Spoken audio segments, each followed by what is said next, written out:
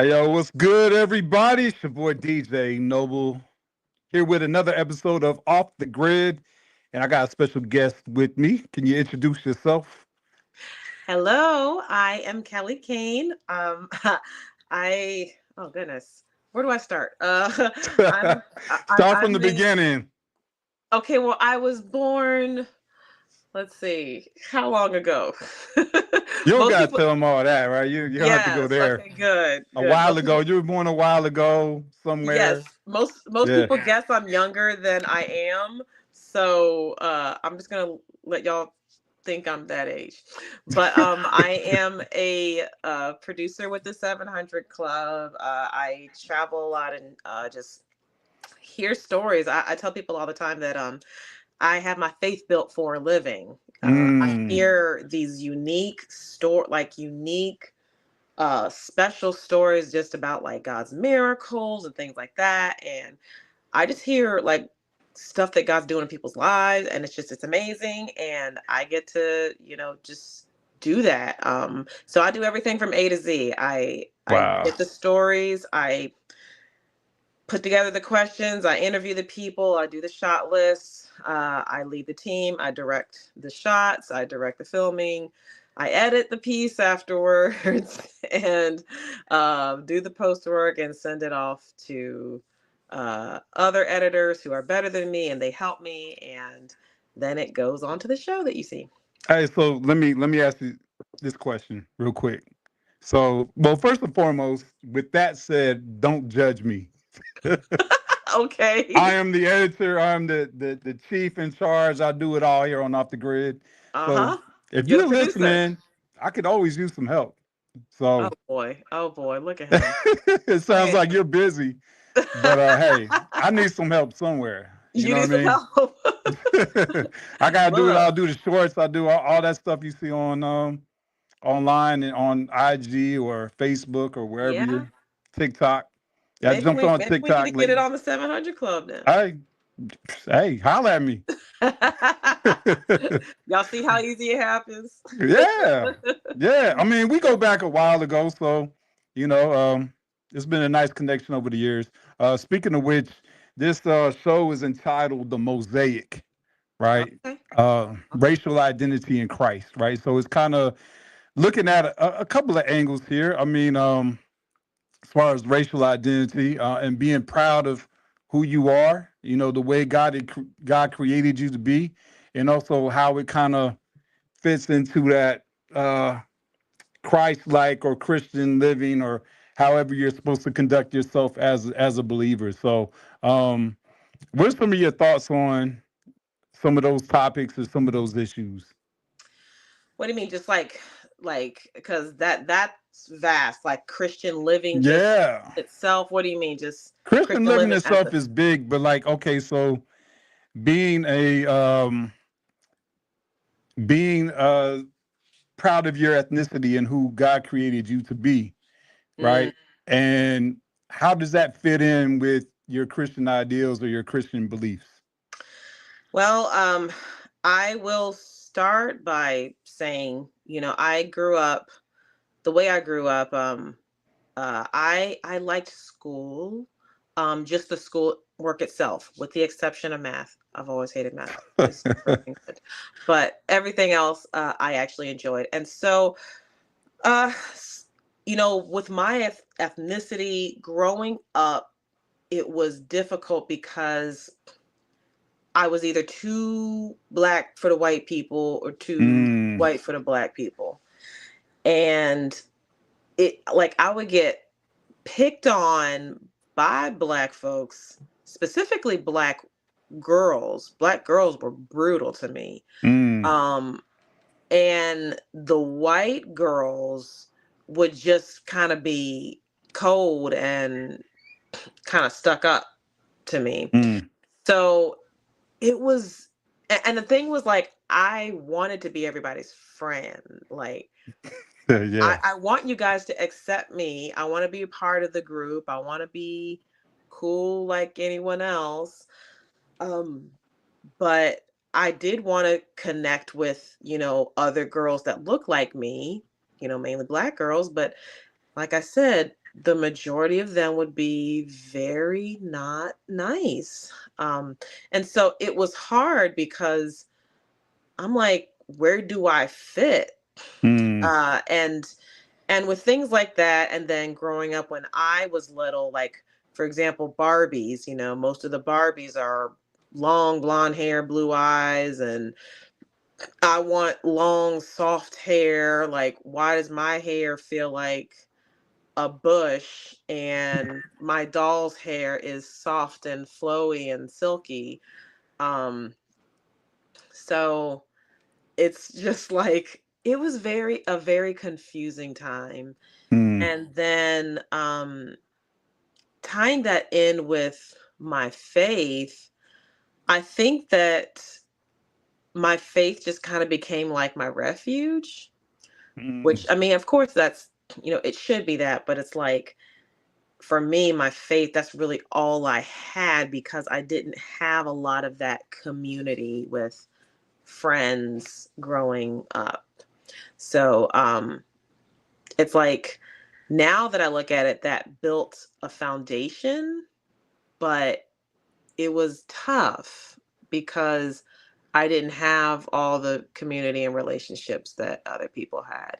So it's like I kind of look back on it, you know, I mean, it made me who I am, but it's still sad sometimes, that I didn't mm, have, I didn't have like I don't really have anybody that's, oh yeah, we've been friends since we were both 5 years old. Like I don't have anyone like that in my life. mm. So Got you. yeah. So did you move around a lot? Yes, we moved around a lot.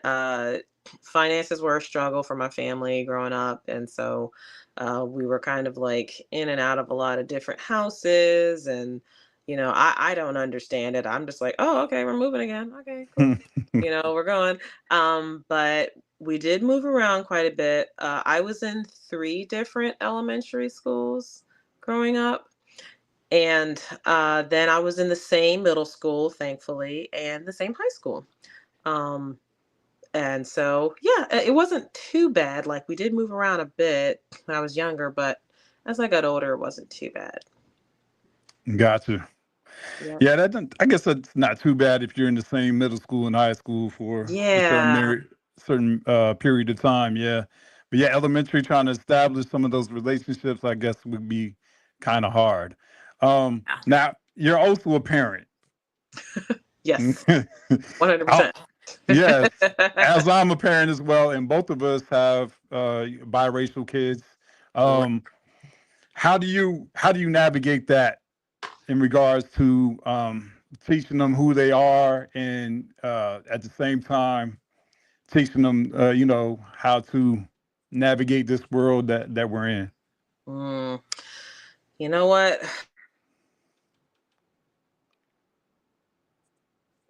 Hello? Yeah, I Sorry, think we I got a phone lost you for a call. second. Sorry. Hey, we got editing tools for that, right? I know. We do. I do. I hope I'm getting it. I really hope I'm getting it right with my kids. As you know, with kids, like we're this is all of our first time doing this. Okay. Yeah, We're yeah, yeah. trying to get it right. We're trying to do it right. With my kids, I do make sure they're aware that they are black and white. And it's Mm, hard to do that.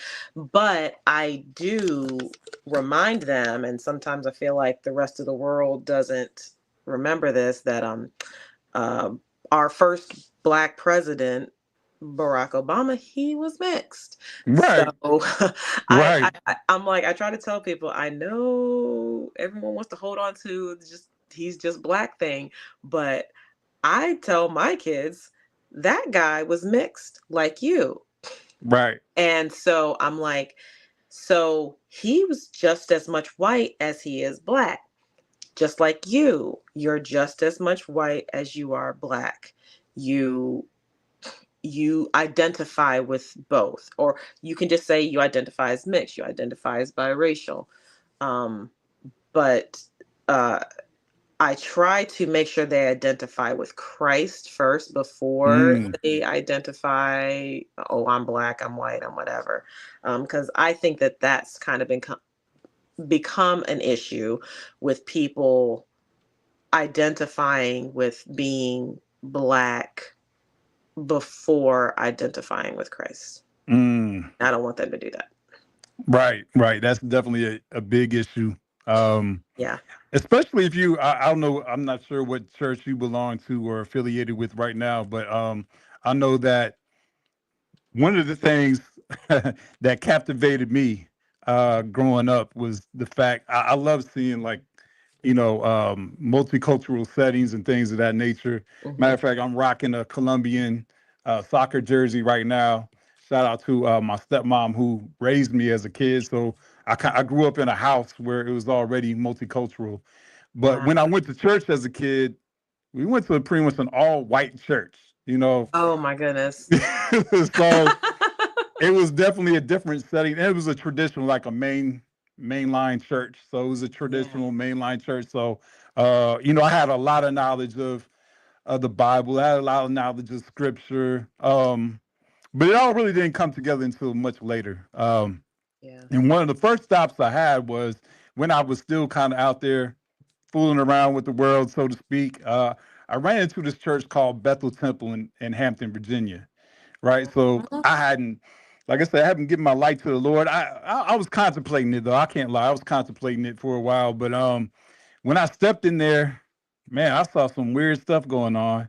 But at the same time, because I wasn't used to like the charismatic Pentecostal type churches. But like one of the things that I saw was that you had white people, you had black people, you had Asian people, you had Hispanic people. It's like I never seen that before in my life. And that's what pretty much drew me to that church and eventually Now, my question with that church, you said yeah. all those different kinds of people. No, are those congregants or are those like leader? Like you're seeing different Both co- leaders of different colors. leaders of different colors. So the See associate the lead that? pastor was white. Um And then so shout out to Ron Johnson. He was the pastor at the time. And then Yeah. Willie Vines, RIP, was he was black, a black man. He was the associate pastor. I guess that was his title. I can't remember exactly, but he was second in charge. You know what I mean? So I saw that from the pulpit because they allowed him to. He preached like Pastor Willie preached quite a bit Yeah. when I was there. So See, yeah, I think that's the thing. That's the thing is what I tell people all the time. A lot of churches say, like, we're everybody's welcome. We're multicultural. Well, of course, yeah, everyone's welcome. It's against the law for you to discriminate against anyone. right, Of course, everyone's welcome. But yeah. the litmus test, I always say the litmus test of a church's real commitment to diversity, to every tongue, every tribe, every nation, is in the leadership. Yes. I'm of course I'm going to see congregants of different colors and things like that because I like even like this area of Hampton Roads, it's a melting pot. We have a Hmm. lot of military coming in and out of here, and so Yeah. of course you're going to find different colors of people. But for me, it's who's in charge of stuff, who's making decisions in that body, Yes. who's calling shots, who's preaching in front of the people representing the church, Hmm. who's getting up there saying, hey, I'm one of the pastors here. If everyone getting up there saying that all looks the same, but then you're coming back saying, oh, everyone's welcome and all that. For Yeah. me, I'm like, okay, that's cool, Hmm. but you've got a little bit more work to do. Yeah. Because for me, when you have those different colors in leadership, that shows we're not just talking the talk, but like we're making the moves, we're putting Right. responsibility, we're putting decisions, we are putting people of color representing us, Right. before the people, and that to me, that is talking the talk. So I Absolutely. mean that's walking the walk, whereas a lot of churches will just talk the talk, but And we're talking Me. about organically too, right? I mean, because Yes. Yes. I'm not talking organically about no, doing this. I'm not talking about no DEI stuff. Okay. Right. I'm not Yeah. talking about Yeah. like, hey, I don't care if you're qualified or not. If you're black, come on up. Okay. Yep. And because like to me, if someone were to say, well, we don't have any leaders of color because uh there are none. There are none. You know, like for me, that's Yeah. like saying, that's like suggesting that there's like what is it, a shortage of Right. leaders and pastors of color that can, that can effectively lead. No, I think it's Hmm. one of those things where you have to be intentional with it. Right. It's not going to necessarily happen fully organically. It's like any relationship. I mean, thinking about like a liken it to a marriage relationship, like say you're married, are you guys always going to organically, oh, have great time together and fall Right. in love and we just want to be around each other all the time and everything just stays hot and amazing? No, you have to be intentional. Like, we are Yeah. going to make this time together. We are Right. going to use these communication tools to make sure we communicate. It's not all this is Hmm. not going to happen organically. We have to work at it. And Absolutely. so that's what I kind of think. It's just like you actually have to work at building a culture of diversity. And, Yep. you know, that's the question. Like, are you willing to do the work for that? Even the company you work for. So like, I'm gonna give 700 Club some props, right? Because I attended Regent University, Me too. the School of Theology, right? So I went to school of communications. okay, okay, yeah, Yep, I got that's my cool. master's in journalism. Oh, that's dope. Yeah, I got my MA in practical theology. But one of the dopest things I loved about Regent University is that they were organically diverse as well. Yes, I love that about region, especially my professors. I would say like all my professors were a good mix, and I was like, yes, this is what I need to learn from, because I can't be in a setting. That sounds weird. I can't be in a setting with all black people. I can't be in a setting with all white people. I can't be in a setting with like, if I'm in that, I'm just like, I feel like the walls are closing in. I need other color. I need. That's part of the mosaic, right? Like Yes, the the mosaic. I need embracing the of mosaic, other because cultures. I mean, if it's all imagine the if we just same to me, I'm not okay. right, right. I mean, just imagine life without Mexican food or without Japanese Oh food no, or we're not doing that. all We these ain't doing other selective, ethnic backgrounds of food. I mean, this would be a yes. boring place. We're You not know what I doing mean? that. Like, Yes. We but we, that's we something need that life. absolutely, that's something God intentionally did, from the foundation of this earth. I mean, he created culture, he created different races, he created different looks, he created all this stuff to Yeah. present something great, something grand. Yeah. You know what I mean? Like, Exactly. And I think that uh I've been under a lot of leaders that have had a heart for racial reconciliation and diversity. One of which is Pastor David Ireland. He's the founding and lead pastor of uh, one of my churches, Christ Church in New Jersey. I was there for, golly, 8, 9 years, yeah. um, and he was my pastor there, and he shared a story all the time. I was the associate media director there, and so when you work in church, you hear all your pastor's stories like over, like, all the same stories that he tells all the time in different sermons and stuff. And so one of his stories was that God gave him a heart for racial reconciliation when he Mm, had, I think it was a vision.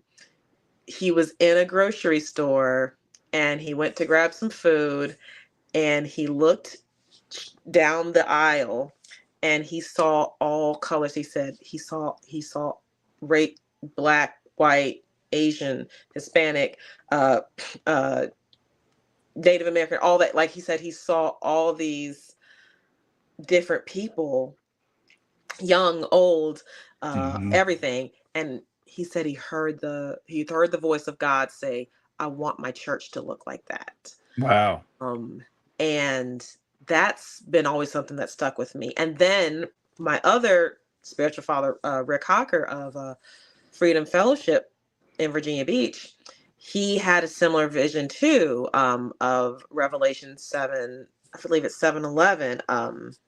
Uh, It's still open, by the way, it down the is. street, 7-Eleven. Go Oh ahead. my gosh, I Revelation cannot. I 7. knew that was going to happen. Or it might be 7:9. It might be Revelation 7:9. No, Seven I'm eleven or sorry. 7:9. I don't want to mess this train of thought up. My bad. My bad. Yes. So now I'm thinking about 7:11 now. Now I need to go get a Slurpee. Pastor But Rick Hocker, yeah. I want to say maybe it's possibly at Revelation 7:9, but that every tongue, every tribe, every nation. Hmm. And so and his vision was that God said, uh, my church should be a snapshot of heaven, and every tongue, every Mm, tribe, every nation, that's a snapshot of heaven. yeah. And so, just like I've grown up with that embedded in my DNA, so I can't not see it everywhere I go. You know, I Right. have, I'm, it's embedded in me to look for that mosaic or to create that mosaic wherever I go. Absolutely. Absolutely. And that's why I'm at the church I'm at right now in Kansas City, Missouri, Vive Culture Church. It has a What's it called? Vive, Vive, like Vive. I mean, I don't know why they Okay. don't say Vive, but it's Vive Culture Church. Yep. Vive Culture Church. Yep. Kansas City, That sounds Missouri. like your church. Yes. Yes. So when you see the leadership, it's definitely a mosaic. Yeah. So Oh, that's young amazing. and old too, like so it's we pride ourselves on multicultural, multiracial, Yeah. multi-ethnic, all the multi-generational, Yeah. all these multis, they take pride in it. It is Maltese. evident. Yeah. No, like, and there's a church here that I've worked with frequently called New Life. You remember New Life? New life, yeah. Yeah. And they had a term called trans ethnic. Oh, Transethnic. yeah, trans ethnic, which I was just like, how exactly does that work? I'm confused. I was like, I said, it sounds cool though. It's Yeah. just, how does it work? Yeah, that But sounds interesting. Yeah, yeah, but yes, very familiar. yeah, but like I said, it's something where I can't unsee it, like even as the associate media director, I'm in charge of helping put together marketing videos and things like that for the church and events happening. And I love that in a church that values racial diversity, we can sit here and look at a video and say, hey guys, there's all white people in this video. Or, hey, there's all black people in this video. We need to have representation. Representation is important. Hmm. So, can we get some B-roll shots that are a little more diverse? Which goes back to what I was saying before. We have to work at it. It's not necessarily going to happen organically. We have to actually work at building a culture that values diversity. Yeah. If you build it that way, it's going to be organic. Like Yeah, if your thoughts and intentions, is to build it that way, then it will be. right. Yeah. Exactly. So Awesome, yeah, awesome most work. I like definitely. it. Yes, indeed. Well, we definitely got to get you out. I know you got to go. Your time is short. So Yes, I can. Yeah, like I said, I can. I love this topic, and I would love to talk further about it whenever you have it again, because it is very central um to who I am. Like I've told people before, it's in my DNA. I can't not see it. Like for me, oh, it's just, if it's about Jesus, then that's all that matters. And, if the church is about Jesus, and that's all that matters, and it doesn't matter if everybody in here is all the same color and everybody, like that, that is not sufficient for me. Um, that's only part of the equation. You like, you know what I mean? Like that's only part of the truth. It's exactly. And the essential part, but it's only part of the truth. thank you. And I would love to talk, like if we can pick up right there about, no, I know, no, because I would like to Yeah. talk more about how there is more to the equation than just, Hmm. oh, we just all love Jesus, so it's all okay. Right. Yes, You got one because side that wants to include it all in, and you got the other side of the boot, the other side of the table that wants to, throw it all out. that's what Like, I mean. And we no, can't be we throwing can't babies do out with that. bathwater, okay? Right, right. So, We yeah, need to do definitely. better, Kelly. We need to do better. Please, please, please, please, please. I would, like I said, I look forward to discussing this further because it is central to me. Yeah. So maybe let's look in. I'll say another month or so. I Yeah, would love to revisit this topic and, like you said, pick up where we left off. Maybe please. include some other people out there. Yeah. If you're I would listening. honestly, I would love to hear from some other people, even like other like let's go ahead and mosaic this whole thing and Let's get it all. get some different colors, get some different insight, and even hear each other's thoughts. Maybe we might have to agree to disagree. I'm okay with that Hmm. with whoever, agree to disagree with whoever. I just like having the conversation. Hey, I Um, don't mind going out to Virginia Beach, Norfolk. yeah, So if come you want me to out. come out, we could do like a round table discussion type deal. Look, look. Yeah, Look, you the one you brought it up. I did. Okay, I'm just I telling you. did. I did. Let's I've make it invited happen. myself a couple of times to a couple other people's stuff. I'm just waiting for the invitation. That's all. So Um, come out to Virginia Beach. There you go. No yeah, excuse now. absolutely, absolutely. Well, thank Come you, out to Kelly, Virginia for Beach now. joining me. What you say? My bad. No, I just said come out to Virginia Beach now. Yeah, Okay. yeah, yeah. I'm down. I'm down. I'm always down. My table, my Sunrise. table is a rectangle, but not a round table, but it's a I know table. Sunrise Music Fest is coming up too. So It I is. got. What are the dates? Do you have the dates for that? I I'm giving a plug don't for my girl look. Trina. What up? My brain isn't working right. This is the end of the school year, so I have like Yeah. a different Oh, event. are y'all Like still in every school? well, so my kids are still in school. All three of my kids are in different schools. I'm in all the PTAs, Wow. and so I and then one of them I'm an officer, and so Jeez. I have all these different dates in my head. Honestly, Siri knows them better than I do. I just say, Siri, put this in my calendar. Siri, put this in my calendar. Siri, put this in my calendar. Right, right, right. So who knows what's in my calendar? But yes, I know the Sunrise Music Festival is coming up. It's coming. It's But coming. I have to look at the dates again. So yeah, I'll figure this all out. We'll get it done. We're You gonna make know, it happen. I we'll look make it forward to happen. it. Yeah, Yes, I for look sure. forward to it. Yes. Well, thanks, Kelly, for joining me tonight. If you guys have missed any episode of Off the Grid, just go back and take a look. This Yeah. is number 11 of the season. So we're, as you can see, the lights are different in the house. Well, you probably don't know. I don't know if you know, but yeah, I'm trying to change things up in here. So we're trying to get it bigger than better than before. So, um, Amen. yeah, yeah. But I appreciate y'all for tuning in. Even if you're replaying this or watching it for the first time, you know, thanks for joining us. And thank you again, Kelly. I appreciate you. Thank you so much for inviting me, DJ Noble. You're welcome. I will see y'all. I'll see you again soon.